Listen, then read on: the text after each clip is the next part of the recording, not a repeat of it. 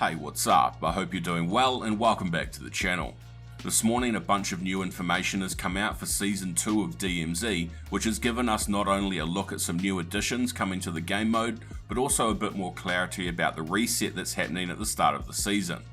Before we jump into that though, if anyone out there is looking for a grinding service like help with leveling up your weapons or grinding out camos, consider reaching out to COD Peter over on Twitter at NBA2KZO. He's offering a legitimate and reliable grinding service for a reasonable price. His link is in the description below. So we got told not too long ago about a reset happening in DMZ with Season 2, but they weren't very clear about a few things and it caused a lot of confusion. Thankfully with this morning's blog post we've now got a better idea of what it all means. So as it stands right now, if you progress through the faction missions and unlock any extra insured slots, then these will be permanently unlocked for you.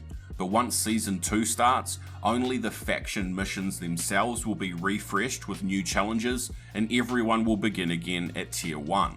The reason for this that was mentioned in the blog post was that they've noticed that the difficulty of the challenges was getting too hard too fast and people were struggling to get those second and third insured slots unlocked.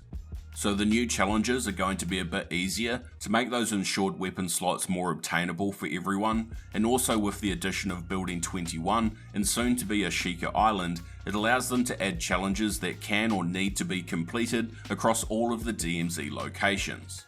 With this mission refresh, it's going to bring the addition of a completely new faction called Crown.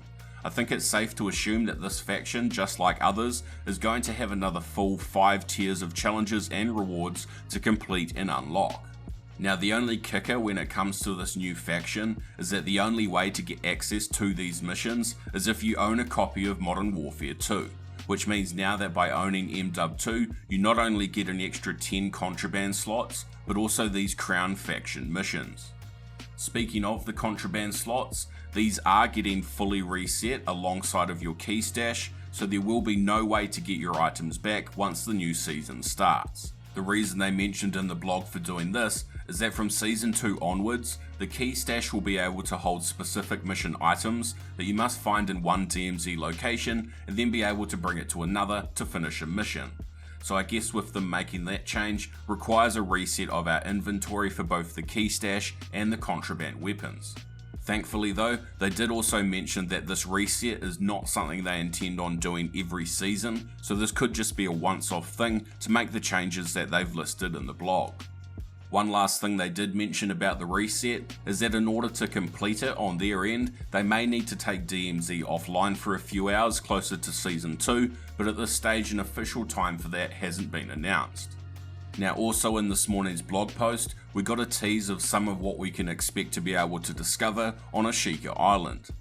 This includes new denied areas to be accessed with keys for top tier loot, a new free roaming boss called the Bomb Maker, as well as a new weapon case that can be found and extracted for new rewards.